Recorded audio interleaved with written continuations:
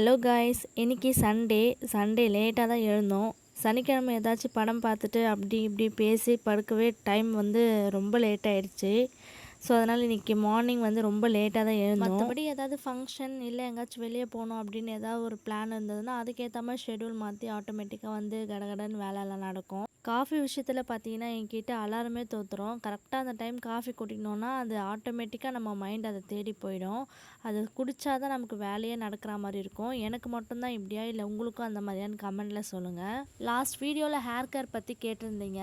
நான் hair pack எப்படி ready பண்ணுறேன், ஹேர் ஆயில் எப்படி வீட்லேயே ரெடி பண்ணுறன்றதை நான் ஃபுல்லாக வந்து நெக்ஸ்ட் வீடியோவில் போடுறேன். இப்போ எனக்கு டைம் சரியாக கிடைக்காதனால அதை நான் போட முடியல. நீங்கள் மறக்காமல் நம்ம சேனலை வந்து நீங்கள் சப்ஸ்கிரைப் பண்ணி வச்சுக்கோங்க. நெக்ஸ்ட் வீடியோவில் வந்து ஃபுல்லாக அது எப்படின்றத நான் உங்களுக்கு ஷேர் பண்ணுறேன். இன்றைக்கி மார்னிங் டிஃபனுக்கு வந்து சிக்கன் குழம்பு மாதிரி பண்ணிடலாம் அப்படின்னு சொல்லிட்டு 1 kg சிக்கன் வாங்கிட்டு வந்திருந்தாங்க. இதை அப்படியே மேரினேட் பண்ணி எடுத்து வச்சிடலான்னு சிக்கனை நல்லா வாஷ் பண்ணிவிட்டு இது கூட 2 spoon garam masala, 1 spoon chilli powder and இஞ்சி பூண்டு பேஸ்ட் 1 ஸ்பூன் ஆட் பண்ணிக்கிறேன். தயிரும் அப்புறம் உப்பும் சேர்த்து நல்லா மிக்ஸ் பண்ணிக்கிறேன். இது நல்லா மிக்ஸ் பண்ணால் நல்லா சிக்கன் வந்து சாஃப்டாக இருக்கும். உண்மையை சொல்லணும்னா நான் ப்ரெக்னெண்ட்டாக இருக்கிற டைம் வந்து நான் நிறைய சப்ளிமெண்ட்லாம் எடுக்கிறதுனால என்னோடய ஹேர் வந்து ரொம்ப அடர்த்தியாக இருந்தது. ஹேர் ஃபால் கொஞ்சம் கூட இல்லை, நல்ல க்ரோத் இருந்துச்சு. அதே டெலிவரிக்கு அப்புறம் பார்த்திங்கன்னா ஆப்போசிட் ரியாக்ஷன் தான். ஃபுல்லாக வந்து ஹேர் ஃபால் வந்து ரொம்ப வந்து அதிகமாகிடுச்சு. தூங்குறதில்ல, பசங்களை பார்க்கணும், ஸ்ட்ரெஸ் அப்படின்னு சொல்லிட்டு என்னோடய ஹேர் வந்து ரொம்பவே வந்து டேமேஜ் ஆகிடுச்சு. ஆனால் இப்போ கொஞ்சம் பரவாயில்ல, ஹேர் க்ரோத் இருக்குது. ஏன்னா நான் ஸ்கூல் படிக்கிற டைம்லேருந்து நான் ஒரு ஹேர் பேக் யூஸ் பண்ணுவேன். அண்ட் நான் வந்து செக்காடுற எண்ணெய் தான் யூஸ் பண்ணுவேன். அது கூட சம் இன்க்ரீடியன்ஸ்லாம் ஆட் பண்ணிவிட்டு யூஸ் பண்ணுவேன். அது செம்ம ரிசல்ட்டை கொடுக்கும். அதை வந்து நான் ரிட்டன் இப்போ ஃபாலோ பண்ணியிருக்கேன். இப்போ தான் டெலிவரிக்கு அப்புறமா ஸ்டார்ட் பண்ணி 2 months தான் ஆகுது. பட் ஆனால் ரிசல்ட் நல்லாவே இருக்குது. என்னோடய ஹேர் ஃபால் வந்து ரெடியூஸ் ஆகிருக்கு.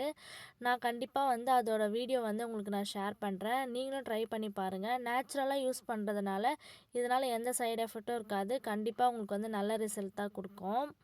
மெயினாக வந்து என்னோடய ஹேரை பொறுத்த வரைக்கும் கட் பண்ணி விட ஹைட் வந்து லென்த்து வந்து அதிகமாக வளர்ந்துட்டே இருக்கும்.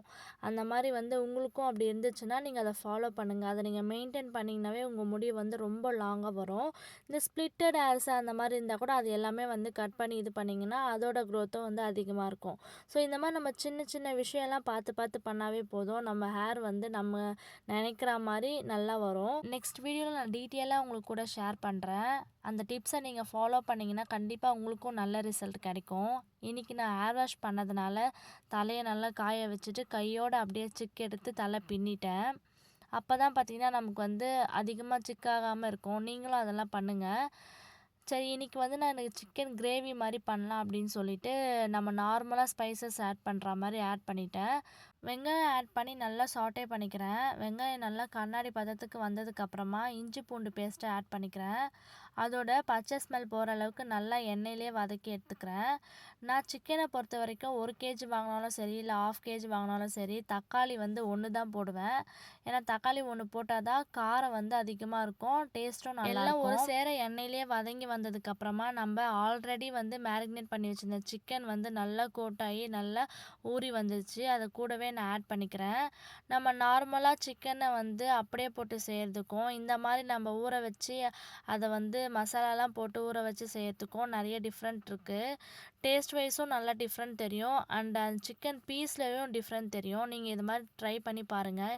வேலையும் ஈஸியாக தான் முடியும். சிக்கன் போட்டதுக்கப்புறமா திரும்பவும் எண்ணெயிலே நல்லா ஃப்ரை பண்ணிக்கிறேன். ஃப்ரை பண்ணதுக்கப்புறமா ஆல்ரெடி இதில் வந்து சில்லி பவுடர், கரம் மசாலா, இஞ்சி பூண்டு பேஸ்ட்லாம் போட்டதுனால காரத்துக்கு எதுவும் போட வேண்டாம். கூடவே தண்ணி ஆட் பண்ணிவிட்டு அப்படியே வந்து ஒரு 4 விசில் வச்சு எடுத்துக்கிறேன். உங்களுக்கு வேணும் அப்படின்னா நீங்கள் கூட எக்ஸ்ட்ரா வந்து நீங்கள் சில்லி பவுடர் ஆட் பண்ணிக்கலாம் காரத்துக்கு. குக்கருக்கு விசில் போட்டு அப்படியே ஒரு சைடு வச்சாச்சு. இன்றைக்கி இட்லி தான் ஊற்றி வச்சேன். நான் சப்பாத்தி செய்யலான்னு தான் ஒரு பிளானில் எழுந்தேன். ஆனால் இன்றைக்கி எல்லாமே லேட்டாக இருந்ததுனால சரி நம்ம மாவு இருக்கிறதுனால இட்லியை ஊற்றி வச்சிடலான்னு சொல்லிட்டு இட்லி எடுத்து ஊற்றிட்டேன். நமக்கு வீக் டேஸ் ஃபுல்லாக வேலை இருக்கும். டெய்லி ஒரே ரொட்டீனை பார்க்குற மாதிரி இருக்கும். ஆனால் சண்டே மட்டும் பார்த்திங்கன்னா லீவுன்னெலாம் சொல்ல மாட்டேன், டபுள் ஷிஃப்ட்டு தான்.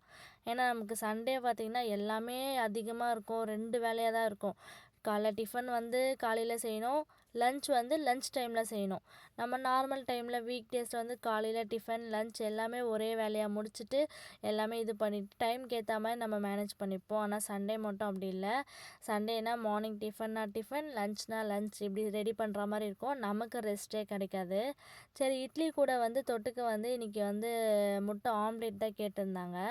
பாப்பாக்கெலாம் போகிறதுனால வெறும் நார்மலாக வந்து பெப்பரும் சால்ட்டும் போட்டு நார்மலான ஒரு ஆம்லேட் மாதிரி போட்டு கொடுத்துட்டேன். என்னதான் இப்போ முட்டை கலக்கி, முட்டை மசாலா, எக் கிரேவி அப்படின்னு நிறைய ஐட்டம் வந்திருந்தாலும் நமக்கு அப்போத்துலேருந்து வீட்டில் போடுற வெங்காயம், பச்சை மிளகாய், கருவேப்பிலை இதெல்லாம் போட்டு ஒரு முட்டை ஆம்லேட் சாப்பிட்டா தான் ஒரு திருப்தியாகவே இருக்கும். அப்படி தான் நான் போன வாட்டி ஒரு ரெஸ்டாரண்ட் போயிருந்தேன். எக் கிரேவின்னு சொல்லி ஒன்று கொடுத்தாங்க. அதில் கிரேவி மட்டும்தான் இருந்தது, அந்த எக்கே காணோம். சரி, என்ன பண்ணுறது, ஆர்டர் பண்ணிட்டோமேன்னு சொல்லிட்டு சாப்பிட்டோம். டேஸ்ட் வைஸ் நல்லா தான் இருந்துச்சு.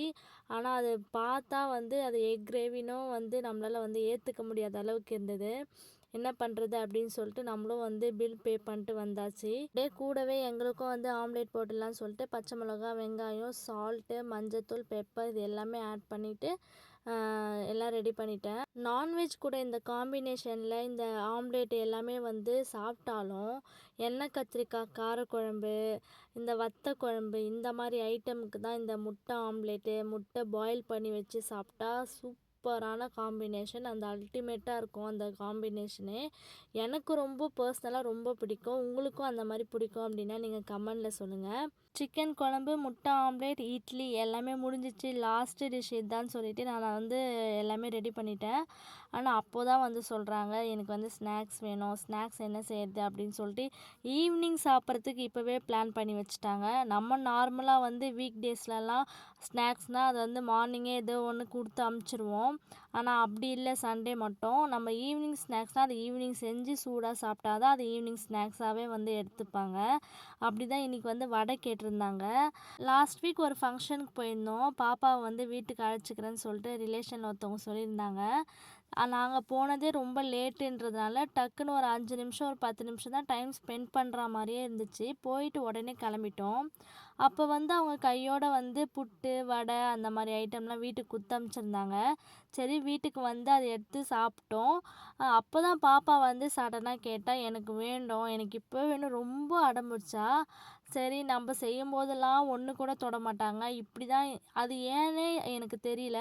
ஒருவேளை உங்களுக்கும் அந்த மாதிரி ஒரு எக்ஸ்பீரியன்ஸ் இருந்தால் கண்டிப்பாக ஷேர் பண்ணுங்கள். ஏன்னா நம்ம செய்யும்போது அது சாப்பிடவே மாட்டாங்க. யாருன்னா கொடுத்துட்டாங்கன்னா அது என்னவோ நம்ம செய்கிறத விட ரொம்ப டேஸ்ட்டாக இருக்க மாதிரியும் இல்லை அதை பார்க்காத மாதிரியும் ஒரு ரியாக்ஷன் ஒன்று கொடுப்பாங்க. அப்படி தான் வந்து எனக்கு அது வேணும்னு சொல்லிட்டு அன்றைக்கி ஃபுல்லாக ரொம்ப அடம்பிடிச்சா.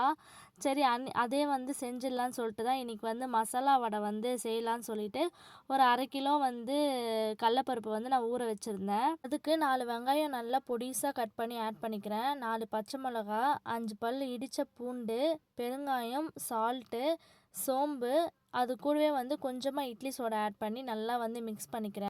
ஒரு சிலருக்கு வந்து வடை தட்டி போடவே வராது. அது 2, 3 வாட்டி செஞ்சு அதை ப்ராக்டிஸ் பண்ணதுக்கப்புறம் தான் அவங்களுக்கு வந்து ஒரு ப்ராப்பராக வந்து வடை சுடுறதே தெரியும். ஆனால் எனக்கு அப்படி இல்லை. ஏன்னா வந்து என்னோடய பாட்டி வந்து வடை சுடும்போது கூடயே உட்காந்து அது எடுத்து போடுறது, எண்ணெயிலேருந்து எடுத்து போடுறது அந்த மாதிரி வேலைலாம் வந்து நான் பண்ணுவேன். ஸோ எனக்கு வந்து ஈஸியாக வந்து எனக்கு கற்றுக்கிட்டேன். ஈஸியாகவும் வந்துருச்சு அது. ஃபஸ்ட்டு போடும்போதே வந்து சூப்பராக தான் நான் வடை போட்டேன். அந்த விதத்தில் நான் வந்து எங்கள் பாட்டிக்கு தான் நான் தேங்க்ஸ் சொல்லணும். ஸோ அதே மாதிரி தான் இன்றைக்கி வந்து எண்ணெய் நல்லா காஞ்சதுக்கப்புறமா வடை வந்து தட்டி போட்டாச்சு. எனக்கு இந்த வாரம் சண்டே இப்படி தான் போச்சு. பாதி நேரம் வந்து சமையல் பண்ணுறது, என்ன செய்கிறது அப்படின்ற மாதிரி, பாதி நேரம் வந்து அதை சாப்பிட்டு நல்லா என்ஜாய் பண்ணிட்டு கொஞ்ச நேரம் டைம் ஸ்பெண்ட் பண்ணியிருந்தேன். நீங்கள் இந்த சண்டேவை எப்படி டைம் ஸ்பெண்ட் பண்ணீங்க அப்படின்னு சொல்லிட்டு கமெண்டில் சொல்லுங்கள். அதுக்குன்னு எல்லா சண்டேவும் இதே மாதிரி தான் மாங்குன்னு வேலை செய்வோம்லாம் அப்படிலாம் இல்லை. ஒரு சண்டே வந்து காலையில் வெளியே போயிட்டோன்னா ஈவினிங் மட்டும்தான் வருவோம். நைட் டின்னர் சாப்பிட்றது மட்டும்தான் வேலையாக இருக்கும். அந்த மாதிரி வந்து கொஞ்சம் மாற்றி ஷெட்யூல் மாற்றி இருக்கும். ஸோ எப்படியோ நமக்கு தெரிஞ்சது நம்ம வந்து சாப்பிட்ணுன்னு நினைக்கிறத நம்ம செஞ்சிடலாம் அந்த டைமுக்கு அப்படின்ற மாதிரி ஒரு மைண்ட் செட் இருந்துட்டால் எல்லாமே கொஞ்சம் ஈஸியாக தான் தெரியும். ஸோ இந்த விலாக் வந்து உங்களுக்கு பிடிச்சிருந்தா மறக்காமல் நம்ம சேனலை வந்து நீங்கள் சப்ஸ்கிரைப் பண்ணிக்கோங்க. இன்னொரு இன்ட்ரெஸ்டிங்கான எக்ஸ்பீரியன்ஸோட நெக்ஸ்ட் விலாகில் மீட் பண்ணலாம். பாய்.